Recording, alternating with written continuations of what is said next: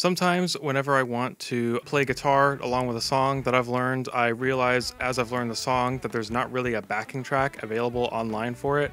And that's really annoying because trying to play along with like a lead guitar and the lead guitar is still there really sucks. And unless some person scourged the internet for like some instrumental version that they can like put online illegally or something, it's not ideal. And that's not going to be the case for every single song. So today we're going to take a look at how to use a digital audio workstation, a DAW, to go ahead and actually make our own backing tracks. For our example for backing tracks, we're going to be looking at I'm Awake by Intervals, quintessential progressive metal at its finest, or progressive rock, or instrumental guitar pop, however you want to think about it. So the way that this is going to work is the way that a lot of modern metal is recorded is your rhythm guitars are going to be on the sides, so left and right, they're going to be double tracked, and then your lead guitar is going to be right down in the middle with maybe the effects being on the sides. So what we can do is we can actually take advantage of that, and the way we're going to do that is we need to actually separate the sides from the middle. There's various ways of doing this in different DAWs. I'm primarily an Ableton guy, so I'll show you how to do it in Ableton. And we're gonna make something that I call a mid-side splitter. So we're gonna take an audio effect track first, and then we're gonna create, let's see here, 2 chains, and we'll call one mid, and we'll call the other one side. And on both of these, we're gonna go ahead and just stick a utility on them. So utility in here and a utility down onto here. Now, if you're not familiar with utility, it's very useful, especially for a little bit more technical things, referencing and stuff like that. The way we're gonna use it here is you can actually right click onto utility and set it to mid-side mode. So we're gonna wanna do that for both of them. And with this mid-side mode, if we go all the way to the left, it's going to be only mid information. So not mid EQ-wise, but the middle center channel stuff. And if we go all the way to the right, it's going to be all side stuff. So for the mid channel, you guessed it, we're going to go all the way to mid. And for the side, we're going to go all the way to the side. We're going to go ahead and just solo each of them. So let's go ahead and solo the mids. We can hear exactly what's taking up the center channel.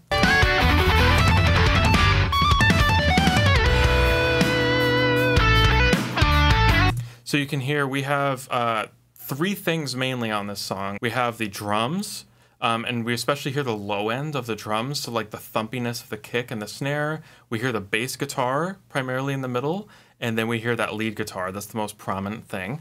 Let's go ahead and solo the sides and hear what we get here.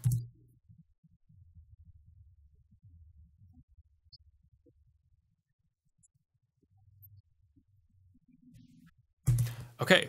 So primarily we hear the rhythm guitars there, so you can hear those parts are now isolated, and that's just the rhythm guitars. Now that we've done this, I would actually recommend just going ahead and saving this audio effect rack, because you can use it for all sorts of different things, and just call it, I call it mid-side splitter. And I already have one, so I'm not going to save it. Now we're going to take advantage of the EQing of the lead guitar. We're going to go ahead and just throw an EQ here on the mid channel after the utility, obviously. The lead guitars are vocal in this case. So vocals and just the human vocal range tends to sit right around the middle of whenever you're looking at an EQ. That's like the non-scientific way of saying it. If we actually just put an EQ on my voice, we've got about 100 to maybe around 400 to 1,000 is where a lot of like the primary information, and then our, you know, our overtones and stuff like that are really going to be going from 1,000 to above, or the sibilants and stuff. So with that in mind, because the lead guitar is also our vocal, it's going to primarily be right in the middle here, where the vocal range would be, where the, you know, the range of the human voice would be at. So we'll just take a listen and we'll see exactly where this guitar kind of sits.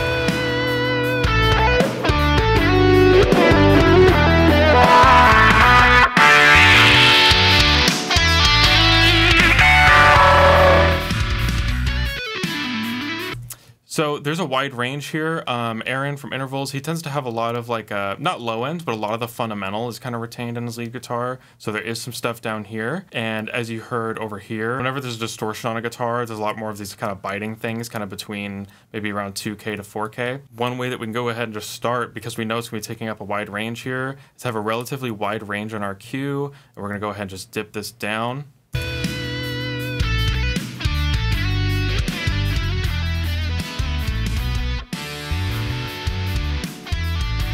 I still hear a good bit. I think it's due to this kind of 2 to 4K area here.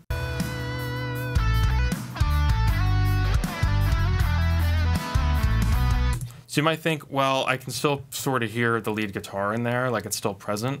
When we bring back the side information and everything gets kind of put together, it'll disappear a lot because everything else is going to be so much more brought up, particularly the rhythm guitars.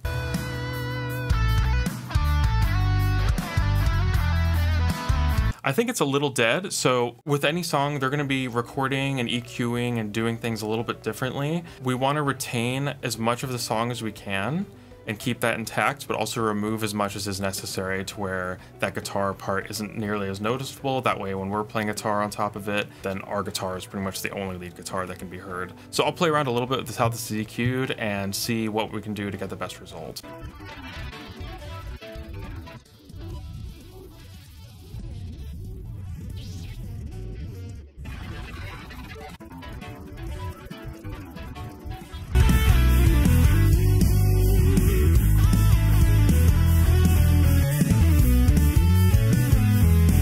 Okay, so here I tripled up on some EQs actually, just because I like to have just dedicated sections for portioning off certain, sounds that I'm trying to get rid of. You can notice as well that a lot of the integrity of like the drum parts and even the side guitars as well is a little bit gone. But for the most part, once you're playing and your guitar is not missing a bunch of that high-end information and it's all just taking up that middle part of the range that we're playing over, it's gonna sound great. I'll go ahead and show you a before and after real quick.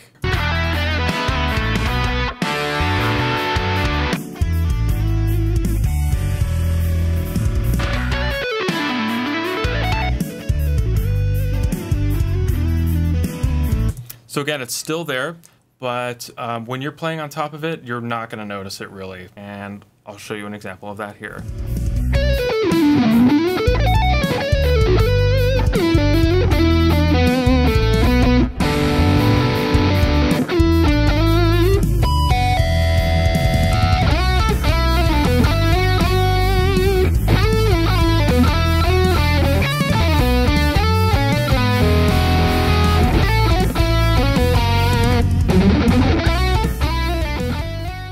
As a bonus, you can probably realize now that because we can isolate some parts like this, it can help for learning parts too. Aaron Marshall of Intervals does an amazing job of having very interesting rhythm parts, so it's really cool being able to actually just solo them and really appreciate kind of what he's doing there. So yeah, mid-side splitter.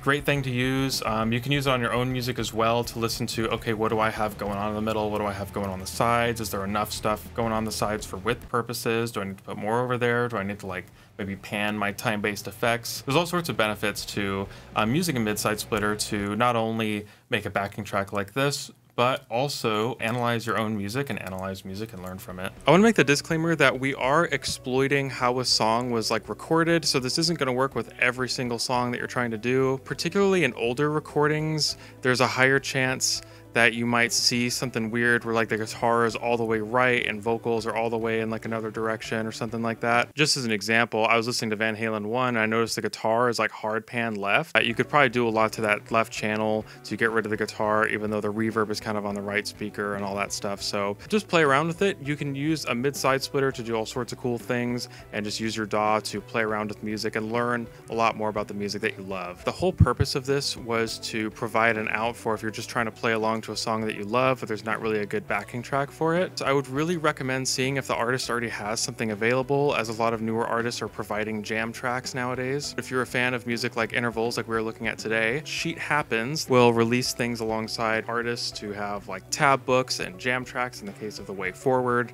by Intervals, which is one of my favorite albums to play along with. I think it's important to support those artists in whatever ways you can, and if you are able to pay the money to support them and also just use official backing tracks, it would sound better than this. This gets you a long way, but if you can have their official backing tracks, it's way better. And I think you can learn even more about production in that way too. All right, that's it. I hope you had fun. If you found this video helpful, please give it a like because that helps me know that I did a good job. If you've got any other suggestions or other ways that you maybe have created a backing track for yourself using the power of an audio workstation, I'd love to hear your other suggestions in the comments. Other than that, if you made it to the end of this video, thank you so much for watching, and I'll see you in the next one. Bye.